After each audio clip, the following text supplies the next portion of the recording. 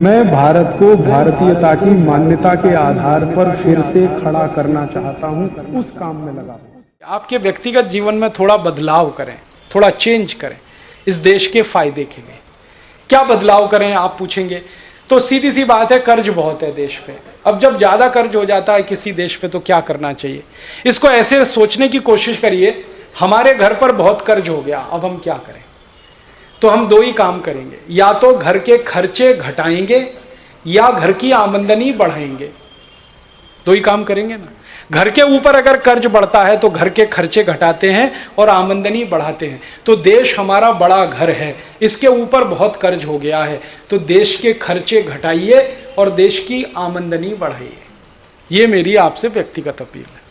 तो आप बोलेंगे इसके लिए क्या करें, इसके लिए अपनी ज़िंदगी में थोड़ा बदलाव करिए, थोड़ा थोड़ा, ज़्यादा नहीं। देश का खर्चा घटाना माने एक एक देश का नागरिक उसका खर्चा घटाना। तो कहाँ से खर्चा घटेगा, तो आप अपनी ज़िंदगी को सवेरे से शाम तक देखिए, आप क्या क्या फालतू खर्चा ऐसा कर रहे हैं जिसको बचाया जा सकता है।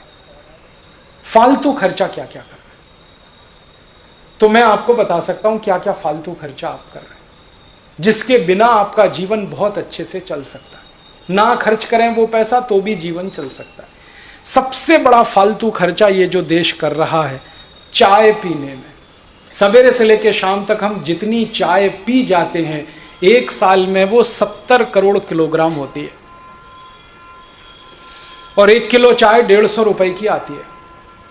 तो 70 करोड़ किलोग्राम चाय को गुणा करेंगे तो 90,000 करोड़ से ऊपर का बिल बैठता है चाय पीने का इस देश का। ऐसे मूर्ख लोग हैं इस देश में, उठते ही चाय। हाँ, कुछ भी काम बाद में करेंगे, चाय पहले पिएंगे। संडास और टट्टी भी बाद में जाएंगे, चाय पहले पिएंगे। कहते हैं टट्टी उतरती नहीं बिना चाय पिए। उठते ही चाय पीते और सोते चाय। और सरकारी दफ्तरों में तो चाय के अलावा कुछ होता ही नहीं है। जब कभी चले जाओ, कहाँ गया भाई आदमी, चाय पीने गया, कहाँ गया, चाय पीने गया। सारे रिश्वत के काम चाय के नाम पर, सारे घूसखोरी के काम चाय के नाम पर। चाय पीने चलो, दे दो पैसे। वो कहते हैं ना, कोई भी कर्मचारी कहेगा जी चाय पीने चलो, समझ लो पैसे मांग रहा है। तो खर्चा पानी सब चाय के नाम पर। ये चाय बंद करो, और ये चाय इसलिए बंद करो कि ये हिंदुस्तानी नहीं है, अंग्रेजों की लाई हुई है। अंग्रेजों के पहले इस देश में कोई चाय पीता नहीं था, क्योंकि हमें ज़रूरत ही नहीं चाय पीने की। चाय तो गर्म देश के ठंडे देश के लोगों को पीने की चीज़ है, क्योंकि गर्मी लाती है, ब्लड प्रेशर बढ़ाती है। और ठंडे देश तो यूरोप और अमेरिका और कनाडा के हैं, हम तो गर्म देश वाले हैं, हम क्यों पिए। हम तो दूध पिए, दही पिए, लस्सी पिए, छाछ पिए, मट्ठा पिए, नींबू की शिकंजी पिए, नारियल का पानी पिए, संतरे का रस पिए, मौसमी का रस पिए। अपने पास तो पीने के लिए इतनी चीज़ें हैं, हमको क्यों पीना चाय। आयुर्वेद में चाय निषिद्ध है, आपको मालूम। और आप इसे बार बार पीते हैं तो बड़ा नुकसान है। सबसे बड़ा नुकसान है कि पेट की एसिडिटी बढ़ाती है, अम्लता बढ़ाती है। चाय में केमिकल जितने भी हैं वो सब एसिडिक हैं, और पेट की अम्लता बढ़ेगी तो खून की अम्लता बढ़ेगी, रक्त की एसिडिटी बढ़ेगी तो रक्त में फिर 80 तरह के रोग पैदा होंगे, और उन रोगों से लड़ने के लिए फिर आपको और हज़ारों करोड़ खर्च करने पड़ेंगे। तो चाय पियो, उसमें 70,000 90,000 करोड़ खर्च हो, फिर चाय से जो रोग पैदा हों उसमें और हज़ारों करोड़ खर्च हों। क्यों फालतू खर्च कर रहे हैं, बंद कर दो, ज़रूरत नहीं है इसको पीने की। और ये नशा है, रोज़ पियो फिर एक दिन ना पियो तो सिर में दर्द होता है। नशा है बिल्कुल, ये शराब की तरह का। बंद करो इसको। आप मत पियो, किसी मेहमान को भी मत पिलाओ। हाँ, जो आप नहीं करो तो मेहमान को क्यों करवाना। तो फिर आप बोलोगे फिर क्या करें, विकल्प मैं बताता हूं। दूध पियो। मैंने एक दिन हिसाब लगाया कि 90,000 करोड़ की जो हम चाय पी रहे हैं, इतने ही करोड़ का दूध पी लें, 90,000 करोड़ का, तो देश की तो दशा ही बदल जाएगी। 90,000 करोड़ का दूध पिएंगे तो 20 करोड़ गाय पालनी पड़ेगी, तब इतना दूध आएगा। और जो 20 करोड़ गाय पालनी पड़े तो गाय का कत्ल आज और अभी से बंद कराना पड़ेगा, तभी 20 करोड़ गाय बचेगी, नहीं तो नहीं बचेगी। तो कत्ल होने के लिए जो गाय जा रही है ये रुक जाएगी। और ये जो गाय 20 करोड़ हो गई, हर गाय साल में कम से कम एक बछड़ा या एक बछिया देती है, तो कितने बैल हो जाएंगे। और इतने बैल हो गए तो खेती के काम आएंगे, तो ट्रैक्टर खत्म हो जाएगा, डीजल का खर्चा पूरी तरह से बंद हो जाएगा किसानों का। और जो बैल और गाय बढ़ गए तो गोबर बहुत हो जाएगा, और गोबर इतना हो जाएगा कि हर खेत में डालने के लिए मिल जाएगा, यूरिया खरीदना नहीं पड़ेगा, डीएपी डालना नहीं पड़ेगा। यूरिया डीएपी का 4,80,000 करोड़ का खर्चा बच जाएगा। और जो गाय बैल बहुत हो गए तो उनका मूत्र भी बहुत होगा, उस मूत्र को इकट्ठा करके छिड़कते रहें तो फसल पे कीड़े नहीं आएंगे। तो कीड़े मारने की जो दवाएं डालनी पड़ती हैं, endosulfan, malathion, parathion, benzene hexachloride, ये सब बंद हो जाएंगी। इसका 2 लाख करोड़ और बच जाएगा देश को। कितने फायदे हैं देखो आप। बस एक काम करो, चाय मत पियो, दूध पियो, दूध 1 कप दूध पी लो। और आप दूध पियोगे तो पैसा किसी किसान के ही हाथ जाने वाला है। चाय पियोगे तो पैसा ब्रुक बॉन्ड कंपनी के हाथ जाएगा, लिप्टन के हाथ जाएगा, टी सिटी के हाथ जाएगा, गॉडफ्रे फिलिप्स के, ये सब विदेशी कंपनियां हैं, लूट के पैसा अपने देश में ले जाएंगी। हम वही ठन गोपाल, पहले ईस्ट इंडिया कंपनी लूटती थी, अब ये लूटेंगे। तो बंद कर दो आप इसे, तो तुरंत बंद कर दो। फिर पीना क्या है? दूध पी लो। जिनको दूध अच्छा नहीं लगता वो नींबू की शिकंजी पी लें, नारियल का पानी पी लें, संतरे का रस पी लें, मौसम्बी का रस पी लें। और कुछ नहीं अच्छा लगता तो पानी को खूब गर्म करके चाय की तरह से पी लें। पानी ही पी लो चाय की तरह से। तुलसी की पत्ती डाल लो, अदरक डाल लो। परम पूजनीय स्वामी जी ने एक फॉर्मूले से एक दिव्य पेय बनाया, वो पी लो, चाय से अच्छा है वो। हृदय घात के रोगियों के लिए भी, ब्लड प्रेशर के रोगियों के लिए भी, डायबिटिक लोगों, सबके लिए अच्छा है। और उसका एक फायदा और है कि चाय पी के जो जहर इकट्ठा हो गया वो जहर को फ्लश आउट करके बाहर निकाल देता है दिव्य पेय। तो वो ही पी लो। उसको पियोगे तो पैसा हमारे ट्रस्ट में आएगा। हमारा ट्रस्ट यही काम करने वाला है, कुछ और नहीं करने वाला है। तो आप तो बंद कर दो कल से, कोशिश करो, आपका जीवन बदलना शुरू होगा। देश के लिए हम बदल रहे हैं, देश के लिए, यहां से शुरू करो। दूसरा एक बदलाव और हो जाए तो बहुत अच्छा है। फालतू का एकदम खर्चा हम करते हैं, बीड़ी, सिगरेट, गुटखा, तंबाकू और दारू का फालतू खर्चा, 20,000 करोड़ रुपए हम बर्बाद कर देते हैं। एक गुटखे का पाउच है 4-5 रुपए का, मुश्किल से उसमें 10 ग्राम निकलता है। अब तो 5 ग्राम ही हो गया है। 10 ग्राम 8-9 रुपए का, माने 1000 रुपए किलो का हम गुटखा गटकते हैं। 200 रुपए किलो का काजू खा लो, 300 रुपए किलो का बादाम खा लो, 1000 रुपए किलो का गुटखा क्यों खा रहे हो? और गुटखा खा के गाल गलेगा, कैंसर होगा, मरोगे आप सब। 20 लाख लोग मरते हैं हर साल इस देश में कैंसर से, गुटखा खा के, बीड़ी पी के, सिगरेट पी के। बंद करो ये भी फालतू खर्चा, बीड़ी का, सिगरेट का, गुटखा का, दारू का, शराब का, बंद करो, ये खर्चा बचाओ। फिर वो आप बोलोगे जी छूटता नहीं है। छोड़ने के तरीके मैं बता सकता हूं। गुटखा जो किसी का छुड़ाना हो तो उसकी सबसे अच्छी दवा है अदरक। अदरक है ना, उसके छोटे छोटे टुकड़े करो, उसमें नींबू का रस मिलाओ, थोड़ा नमक मिलाओ और धूप में सुखा लो, सुखा के जेब में भर के रखो। जब भी गुटखा खाने की तलब लगे, अदरक का एक टुकड़ा मुंह में रख के चूसो, चूसते रहो, चबाना नहीं। गुटखा खाने की याद ही नहीं आएगी। बहुत सरल है, बहुत आसान। ऐसे बीड़ी सिगरेट छोड़ना है तो उसमें भी ये अदरक काम आता है। शराब छोड़नी है तो भी काम आता है। अदरक में है क्या? एक केमिकल है, उसका नाम है सल्फर। ये व्यसन करने वालों के शरीर में सल्फर बहुत कम हो जाता है, तो इसकी तलब लगती है बाहर से पूर्ति करने के लिए, तो वो अदरक से पूर्ति कर लो। एक टूथपेस्ट 30 रुपए का 100 ग्राम आता है, 300 रुपए किलो। अब 300 रुपए किलो का पेस्ट रगड़ते हैं और थूकते हैं उसको। 200 रुपए किलो का घी रोटी पे लगा के खाते हैं, 300 रुपए किलो का पेस्ट वॉश बेसिन में थूक के चले आते हो। कहते हैं हम बड़े स्मार्ट। मैं उनसे कहता हूँ और स्मार्ट बनो, तो कहते हैं क्या करें? मैं कहता हूँ ये 300 रुपए किलो का पेस्ट इतना महंगा, इसको थूकते क्यों हो? रोटी पे लगा लगा के खा लो, क्योंकि घी से तो महंगा है। फालतू खर्चा पेस्ट का। हमारे देश में 20-25 साल पहले तक कोई नहीं करता था ये पेस्ट। ये टीवी के विज्ञापन में देख देख के हमारा दिमाग खराब हो गया। ब्रश ले आते हैं, पेस्ट ले आते हैं। आपको मैं एक गहरी बात कहना चाहता हूँ, वो ये, अमेरिका और यूरोप के देशों में ये टूथपेस्ट जब बिकता है ना, तो उस पर चेतावनी लिखी रहती है अंग्रेजी भाषा में। क्या लिखा रहता है? इट इज कार्सिनोजेनिक, माने कैंसरस। सभी टूथपेस्ट कैंसर करते। क्यों? टूथपेस्ट बनाने में केमिकल डाला जाता है, उसका नाम है सोडियम लॉरेल सल्फेट, वो कैंसर करता है। और ये केमिकल डाले बिना पेस्ट नहीं बन सकता। टूथपेस्ट जब आप घिसते हो तो झाग बनता है ना, वो झाग बनाने वाला केमिकल यही है, सोडियम लॉरेल सल्फेट।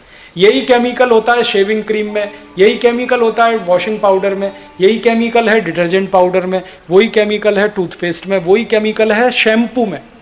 सब में एक ही केमिकल है, सबकी क्वालिटी एक ही है। अब हम पढ़े लिखे लोगों को क्या लगता है, जो पेस्ट में झाग ज्यादा बने वो उतना ही अच्छा, तो शैम्पू से दांत साफ करो, फिर तो बहुत झाग बनता है उसमें। शेविंग क्रीम लगाओ दांतों में, खूब झाग देगी। ये झाग बनाने वाला केमिकल बहुत खराब है। अमेरिका में तो दांतों के डॉक्टर है ना, वो पेशेंट को जब समझाते हैं तो एक ही बात कहते हैं, डोंट यूज टूथपेस्ट।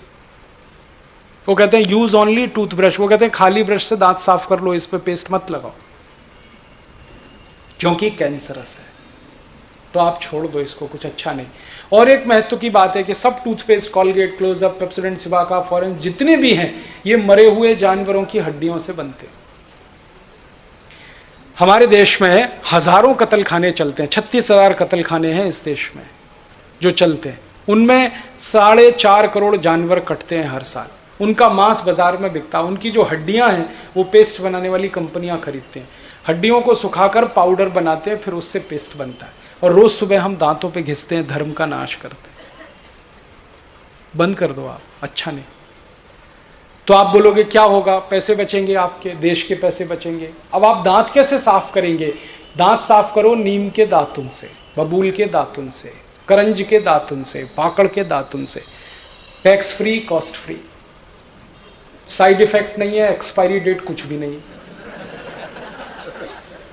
हर गांव में दातुन मिलती है, गली गली मिलती है, आसानी से उपलब्ध है। तो वही आप करो। आप बोलोगे जी दातुन करेंगे तो पेड़ खत्म हो जाएंगे, उसका भी हिसाब बताता हूं। एक दातुन को 7 दिन करना तो पेड़ कभी भी खत्म नहीं होंगे। क्यों? दातुन के लिए जो डंडी तोड़ते हैं ना, तो जितनी आप तोड़ते हैं 7 दिन में उतनी बड़ी फिर हो जाती है, वो मेंटेन रहता है वो साइकिल। तो एक दातुन तोड़ो, 7 दिन चलाओ। कैसे? दातुन को चबा लिया, आगे का हिस्सा चाकू से काट दिया, रात को पानी में डाल के रखा, दूसरे दिन फिर चबा लिया, 6-7 दिन तक चल जाएगा।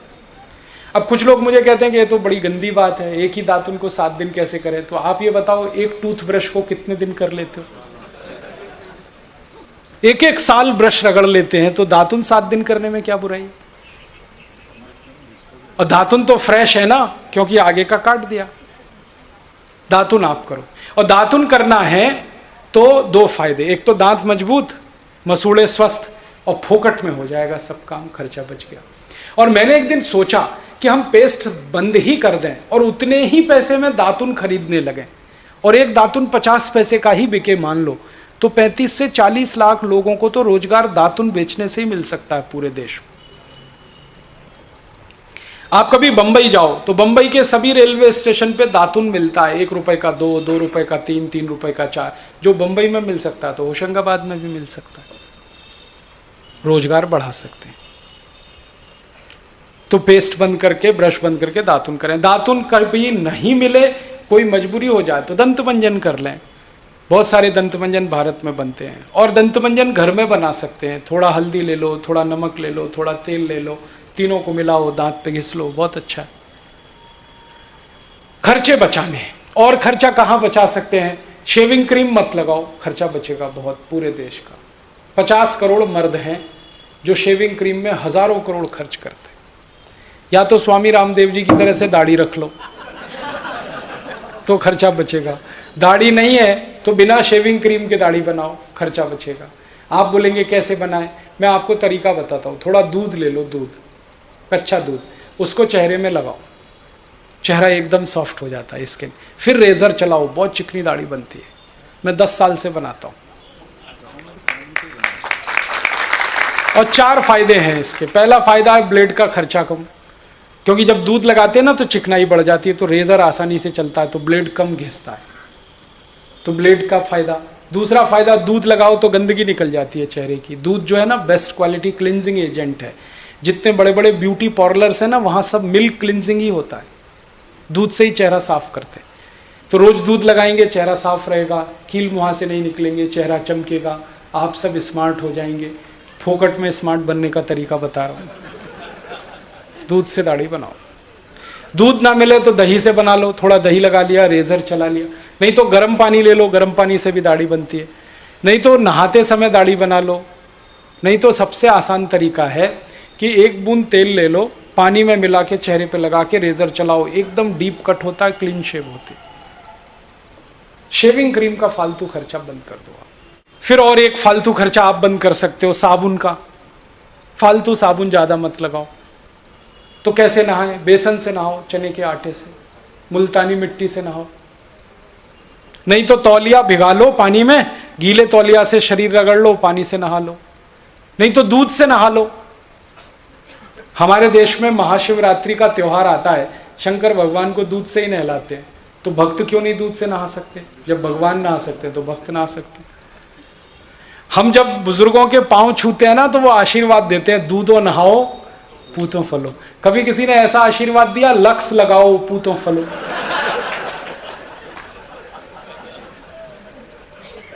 या लाइफ बॉय लगाओ पुत्रियां फलो? हमेशा कहते हैं दूधो नहाओ पूतों फलो। तो बुजुर्गों की इतनी तो मानो कि दूध से नहाओ। अब दूध से नहाने के फायदे क्या हैं? दूध से नहाने का फायदा, एक तो दूध की बिक्री बढ़ेगी, मुनाफा किसानों को मिलेगा, गाय पालनी पड़ेगी, भैंस पालनी पड़ेगी, पशुधन बढ़ेगा। पशुधन ही देश का धन है। वो कहते थे ना, गोधन गजधन बाजधन और रतन धन खान। तो गाय पशु ये सब धन है, देश का संपत्ति है, बोझा नहीं है कोई। दूध की डिमांड बढ़े तो यही होने वाला है। और दूध से नहाएंगे तो और एक फायदा है, साबुन का खर्चा कम। दूध से नहाए तो और एक फायदा, गंदगी निकल जाती है। आप थोड़ा दूध ले लो, चेहरे पे लगाओ, फिर रुई से चेहरा पूछो, एकदम काला काला रुई हो जाता है, क्योंकि गंदगी सब निकल आती है उससे। दूध एक अकेली चीज है पूरी दुनिया में जो लगाने के 2 मिनट बाद ही गंदगी को खींच लेता है। इसलिए ब्यूटी पार्लर में मिल्क क्लिंजिंग होता है, सोप क्लिंजिंग कहीं नहीं होता। तो आप सोचो, नहाना दूध से शुरू करो। 1-2 चम्मच दूध लगता है, 1-2 चम्मच कच्चा दूध लेके तेल की तरह से रगड़ लो, पानी से नहा लो, तो त्वचा एकदम नरम रहती है। त्वचा नरम रहेगी तो कोल्ड क्रीम का खर्चा बचेगा, पामोलिव नहीं लगाना पड़ेगा, ओल्ड स्पाइस नहीं लगाना पड़ेगा, फेयर एंड लवली नहीं लगाना पड़ेगा। वो हजारों करोड़ का खर्चा बचेगा। लोग फेयर एंड लवली लगा लगा के परेशान है, कहते हैं इससे गोरापन आता है। मैंने एक भैंस को 4 साल लगा के देख लिया, वो अभी भी काली की काली है। दुनिया में ऐसी कोई क्रीम नहीं है जो काले को गोरा बना दे। जो काला है काला है, जो गोरा है वो गोरा है। और जो काला गोरा हो जाता फेयर एंड लवली से, तो अफ्रीका वाले तो सब गोरे होते। कोई क्रीम काले को गोरा नहीं बना सकती, ये तो मूर्ख बनाते हैं वो विज्ञापन। और हम कितना खर्चा करते हैं? 25 ग्राम फेयर एंड लवली 40 रुपए की है, 50 ग्राम 80 की, 100 ग्राम 160 की, 1 किलो 1600 रुपए की। अब 1600 रुपए किलो की क्रीम लगाते हैं, 400 रुपए किलो बादाम नहीं खाते। क्या मूर्खता है। बंद करो ये cream, powder, lipstick, nail polish सब बंद कर दो, फालतू का बहुत खर्चा बचेगा। फिर आप कहेंगे जी सुंदरता नहीं आएगी। सुंदरता गुण, कर्म और स्वभाव से आती है, क्रीम, पाउडर, लिपस्टिक से नहीं आती। जिसके गुण अच्छे हैं, कर्म अच्छे हैं, स्वभाव अच्छा है, वो सबसे ज्यादा सुंदर है। ये हमेशा याद रखो आप। और हम किसी को भी याद करते हैं ना, तो गुण, कर्म, स्वभाव पर याद करते हैं। सुंदरता से किसी को याद नहीं किया जाता इस देश में। हम झांसी रानी लक्ष्मीबाई को याद करते हैं इसलिए कि बहुत गोरी थी, या कित्तूर चन्नम्मा को इसलिए याद करते हैं कि बड़ी गोरी थी, सुंदर थी। नहीं, उसने काम ऐसा किया देश के लिए, इसलिए याद करते हैं।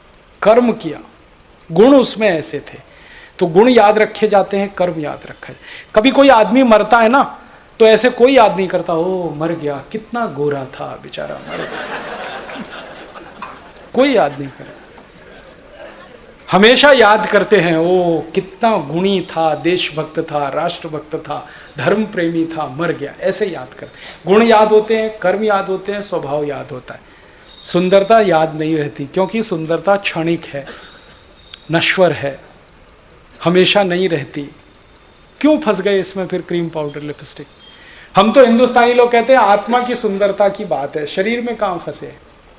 तो ये थोड़ा आप बदलने की कोशिश करो, बहुत देश का धन बचेगा।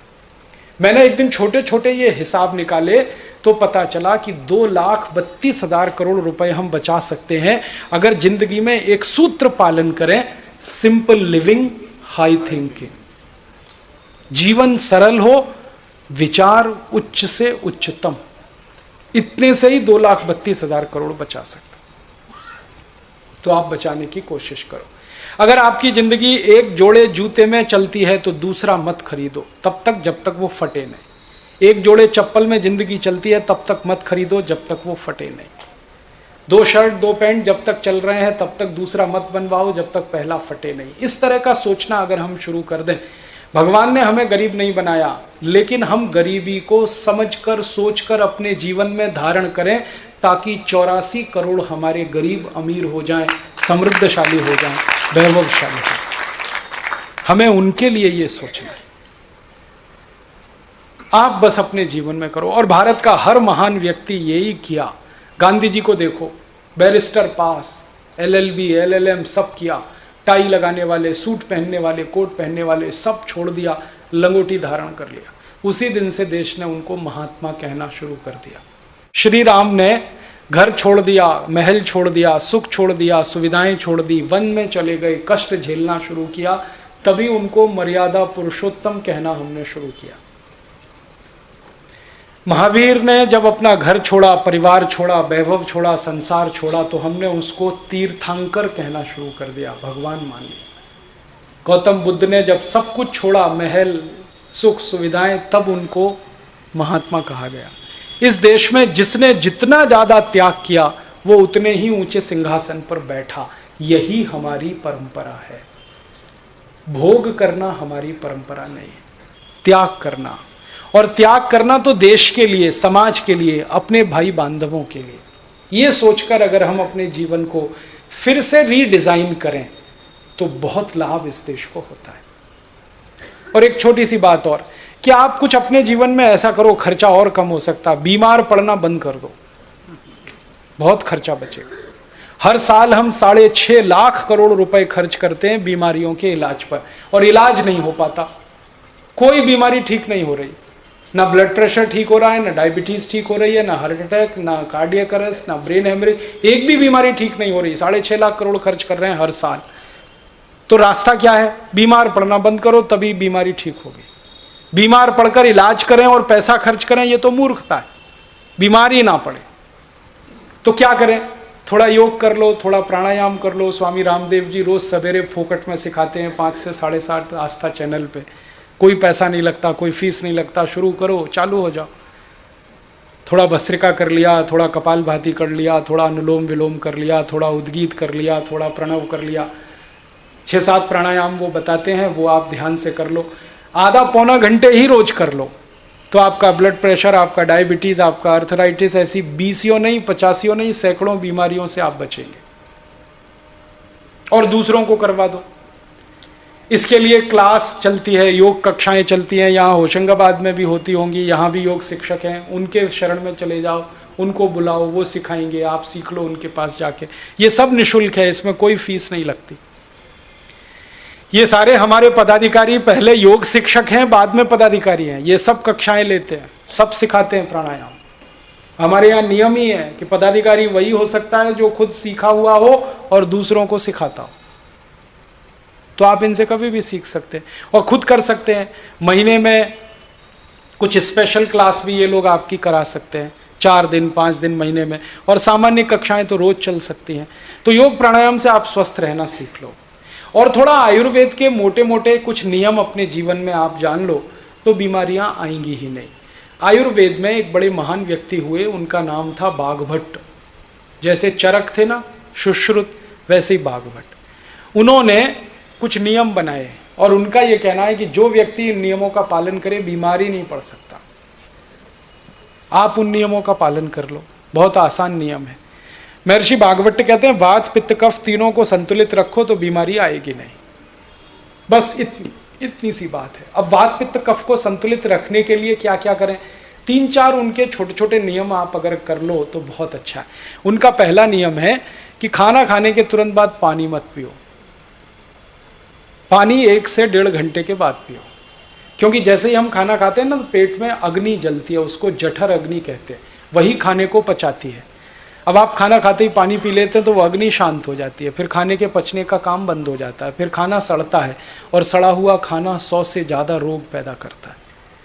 इसलिए कहा गया भोजनांते विषमवारी, भोजन के अंत में पानी जहर के जैसा है, मत पियो, 1-1.5 घंटे बाद पियो।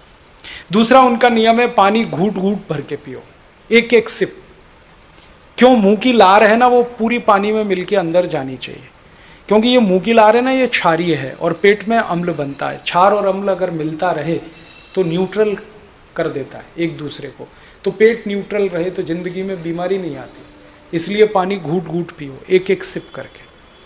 आप पशुओं को देखो, पक्षियों को देखो, एक एक घूट पानी पीते। चिड़िया को देखो पानी पीते हुए, एक एक ड्रॉप पानी का उठाती है, एक बूंद, फिर ऐसे ऐसे मुंह चलाती है, फिर पीती है। सभी जानवरों को देखो, कुत्ता पानी चाट चाट के पीता है, शेर, चीता, लकड़भग्गा, ये सब पानी को सिप करके पीते हैं। और किसी चिड़िया को आपने ओवरवेट नहीं देखा होगा, किसी जानवर को डायबिटीज नहीं है, कोई ओवरवेट नहीं है। क्यों? सब सिप करके पानी पीते हैं। मनुष्य है जो गटागट गटागट गटागट पीता है और वजन के लिए, डायबिटीज के लिए परेशान है, अर्थराइटिस से परेशान है। आप पानी सिप सिप पीने लगो, बहुत फायदा है इसका, इतना फायदा है कि आप सोच नहीं सकते। तो पहला नियम है खाने के 1-1.5 घंटे बाद पानी पियो। दूसरा नियम पानी घूट घूट पियो। तीसरा नियम है भागवत जी का, सवेरे सोकर उठो तो सबसे पहले पानी पियो। दिन की शुरुआत पानी से करो, बिना मुंह धोए पानी पियो, बिना कुल्ला किए पानी पियो। रात की मुंह की लार जो जमा हो गई ना, वो सब पेट में लेके जाओ, थूको मत, क्योंकि वो बहुत कीमती है। सुबह सुबह क्या होता है, पेट खाली होता है तो उस समय एसिड सबसे ज़्यादा पेट में बनता है, तो मुंह की लार पेट में जाए तो उसको शांत करती है। इसलिए उठते ही पानी पियो, कम से कम 2-3 गिलास। फिर उसके बाद टॉयलेट में जाओ। चौथा नियम है ठंडा पानी कभी मत पियो, गलती से भी मत पीना। कितनी भी प्यास लगे, तेज गला सूखता हो, ठंडा नहीं पीना, सादा पानी पीना या गुनगुना पीना। क्यों? ठंडा पानी पीते ही सारी गड़बड़ होती है। पेट तो गर्म है, पानी तो ठंडा है। गर्म पेट में ठंडा पानी डालेंगे तो पेट पानी को गर्म करेगा, नहीं तो आप मर जाएंगे। पानी अगर पेट में ठंडा बना रहे 3 मिनट तक तो लीवर, किडनी सारे फंक्शन बंद कर देते हैं, क्योंकि लीवर और किडनी को फंक्शन करने के लिए गर्मी चाहिए, ठंडापन नहीं चाहिए। हार्ट फंक्शन बंद कर देता है। तो 3 मिनट में वो पानी को गर्म करना पड़ता है पेट को। और पानी गर्म करने के लिए ऊर्जा चाहिए, गर्मी चाहिए। गर्मी कहाँ से आएगी? खून में से। तो सारे शरीर का खून पानी को गर्म करने में लग जाता है। तो 3 मिनट तक शरीर के सभी अंगों में खून की कमी आ जाती है। और एक दिन में 10 गिलास आपने ठंडा पानी पिया तो 3 मिनट के हिसाब से सोचो 30 मिनट। और 1 साल में हजारों गिलास पानी पिया तो सोचो, कोई अंग हमेशा के लिए आपका खत्म हो जाएगा। अगर ब्लड की कमी ज़्यादा हो गई तो फिर बदल नहीं पाएंगे उसको आप। लीवर खराब हो गया तो ट्रांसप्लांट करने में 15 लाख का खर्चा है। किडनी खराब हो जाए तो 2.5-3 लाख का खर्चा है। हार्ट खराब हो जाए तो 7-8 लाख का खर्चा है। क्यों आप रिस्क ले रहे हैं? मत पियो ठंडा पानी। फ्रिज में पानी रखना बंद कर दो। फ्रिज पानी रखने के लिए नहीं है, दवा रखने के लिए। तो आप मत पियो, दूसरे को मत पिलाओ। हमेशा सादा पानी पियो, गुनगुना पानी पियो। सर्दियों में तो बहुत अच्छा है, गर्मियों में मिट्टी के घड़े का पी सकते हैं। बारिश में तो पानी को उबाल कर ही पीना सबसे अच्छा, जॉन्डिस से भी बचेंगे।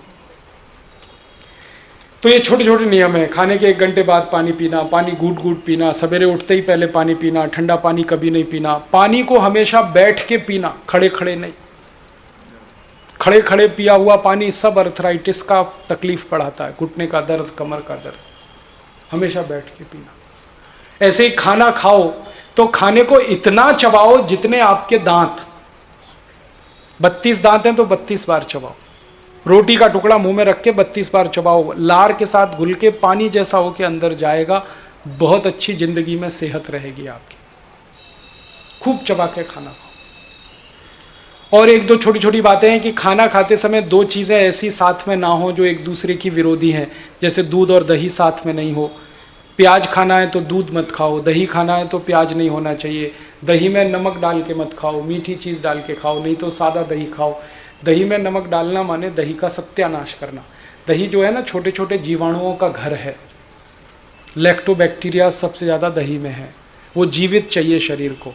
जैसे ही 1 चुटकी नमक डालते हैं सब मर जाते हैं। फिर दही खा रहे हैं तो जीवाणुओं की लाश खा रहे हैं। इसलिए आयुर्वेद कहता है दही में कभी भी नमक नहीं डाल के खाना। बूरा डाल के खा सकते हैं, मिठाई डाल के खा सकते हैं, नमक नहीं। और नमक डालने की कोई मजबूरी हो तो सेंधा नमक डालें, काला नमक, सादा नमक नहीं। तो ऐसी छोटी छोटी बातें अगर हम हमारे जीवन में पालन करते हैं तो बीमारी आती नहीं, तो खर्चा बचता है, तो देश की आमदनी बढ़ती है। तो ये एक रास्ता है देश को बेहतर बनाने का, अपने जीवन को सुखी बनाएं। हमारे देश में ही ये कहा जाता है सर्वे भवन्तु सुखिनः सर्वे सन्तु निरामया सर्वे भद्राणि पश्यन्तु मा कश्चित् दुःख भाग्। सब सुखी हों, सब निरोगी हों, ये भारत में ही है प्रार्थना और कहीं नहीं। तो इस प्रार्थना को हम हमारे जीवन में उतारें, हम सुखी बने, दूसरों को सुखी बनाएं। ये छोटी छोटी ज्ञान की बातें आपने सीखी, दूसरों को सिखाएं। सारे देश में, घर घर में, गली गली, गांव गांव ये जानकारी लोगों तक पहुंचाएं। ये एक बड़ा काम और आप कर सकते हैं व्यक्तिगत रूप से। तो ये मेरी आपसे व्यक्तिगत अपील है कि थोड़ा जीवन बदलिए, simple living and high thinking में जाइए, फालतू खर्चे मत करिए। और जो काम करने से देश का पैसा बेकार होता हो, विदेश में जाता हो, तो बिल्कुल मत करिए। माने विदेशी वस्तु गलती से भी मत खरीदिए। आपको स्वामी जी बार बार कहते हैं, टीवी में आता रहता है कि एक भी विदेशी वस्तु आपने खरीदी तो देश का पैसा गया, और वो पैसा फिर आएगा नहीं वापस देश में। उतने पैसे की कमी जिंदगी भर रहेगी। इसलिए आप अपने जीवन में एक स्वदेशी वस्तुओं के अपनाने का सिद्धांत। अब आप ये पूछोगे पता कैसे चलेगा कौन सी वस्तु विदेशी कौन सी स्वदेशी? उसके लिए एक पत्रक बनाया है, जीवन दर्शन एक पुस्तक है, उसमें पीछे छपा हुआ है, आप ले सकते हैं। योग समिति वाले आपको दे सकते हैं, छाप के अलग से भी दे सकते हैं, वो जानकारी आपको हो जाएगी। बस मन में संकल्प आप करें। तो ये छोटे छोटे कुछ संकल्प आप करें देश के लिए, समाज के लिए। ये निवेदन करने आया।